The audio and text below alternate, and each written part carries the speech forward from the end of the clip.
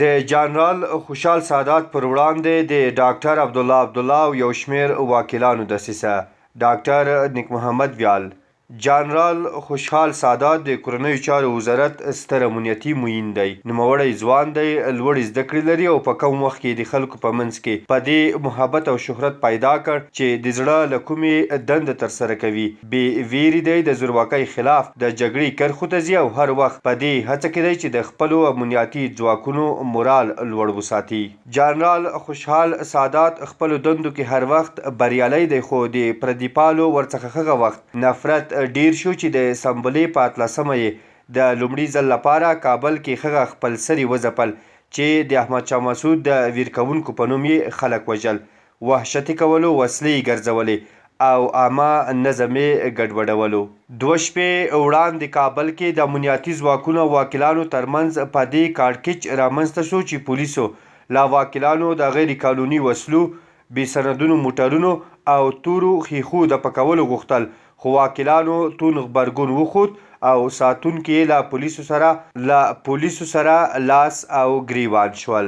وکیلانو بیا په بېساري ډول په یاد شپه د ولسي جرګې ناسته د شپې په 11 بجو جوړه کړه چې کورنیو چارو چارسنبال وزیر پکې وپوښت. دوی غوښتنه درلوده چې د کورنیو چارو وزارت ستر امنیتي مرستیال جنرال خوشحال سعادات دی له دندې لرې شي.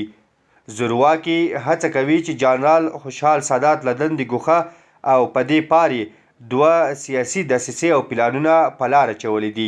لومړی د سنبلې پر 18مه د بې قانونه خپل سرو ځپل، نیول او قانون پر پلي کول هغه چاره وه چې قانون پلي کونه او د ښاري نظم ساتنه یې په ګوته کړه.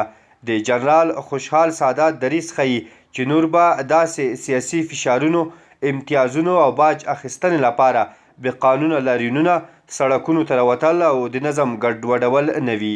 ویل کیږي چې د ولسمشریزو ټاکنو د پایلو له اعلان وروسته هغه نمایندان چې ناکام دي او بیا غواړي چې په زور سیاسي باج واخلي او خلک سړکونو ته راوباسي په اندېښنو کې دي. په ځانګړي ډول د ډاکټر عبدالله ټیم په دې ویره کې دی چې که د ټاکنو پایلو کې پاتې شي او د نه منلو دعوه یې وکړي نو له غبرګون سره به مخ شي او اجازه به ورنه کړل شي چې د 1993 لمریز کال په څیر سړکونه وتړي، ګواښونه وکړي او د نظم ګډوډۍ له لارې د اجرا ریاست په څیر سیاسي ځواک ترلاسه کړي.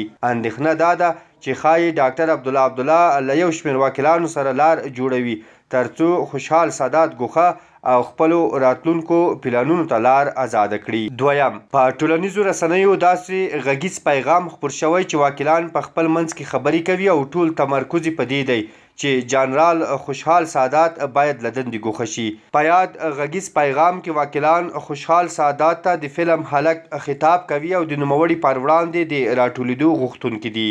دوی وایي چې د ټولو کړنو او چارو پر وړاندې خوشحال سعادات خنډ جوړ شوی دی، دوی محدود کړي او پر وړاندې یې ولاړ دی.